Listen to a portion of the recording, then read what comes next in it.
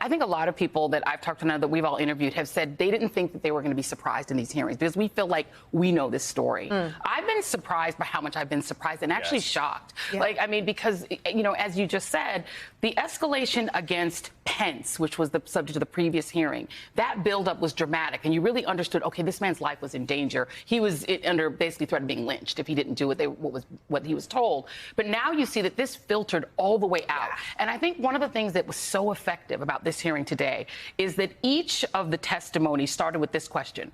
You're a conservative Republican, right? You wanted Trump to win, right?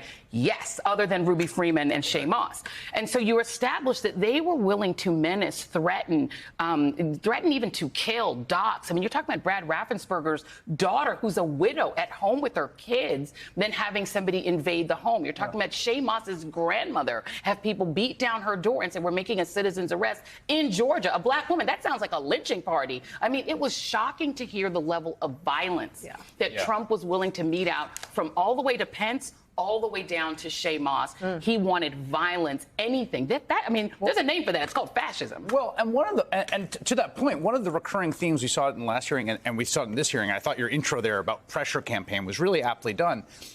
That you keep having these interactions where the people on the receiving end of the Trump arguments are like, these are bad arguments. The people on the Trump end are like, we're not really making arguments.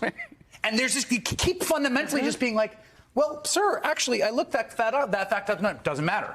Well, sir, that argument doesn't stand. That theory doesn't work. Again and again, these lawyers saying this. And what you realize, almost sort of like horror movie pin dropping, is like, they're not trying to persuade you. Right. They're not making arguments to you. They are trying to force you. They are trying to coerce you. They are bullying you. They are threatening you. Yep, exactly. And so you keep having this moment of these kind of like functionary, sort of small C conservative lawyers being like, but wait, that doesn't.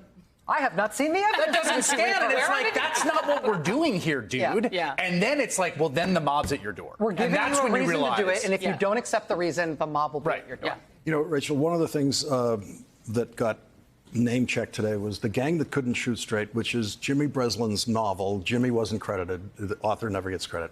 Turned into a movie. And it's about an actual gang of gangsters who are bad at it because they're stupid. And Jimmy Breslin understood that stupidity runs very high in gang world.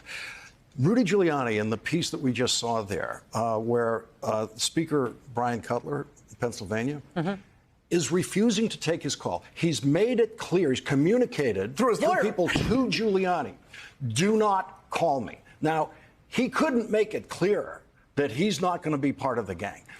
And the gang that couldn't shoot straight keeps calling him, not just calling him, leaving tape recorded voicemails from Rudy Giuliani. Jimmy Breslin wouldn't have written that himself. And then they organize a mob to go to his house because he won't take the calls.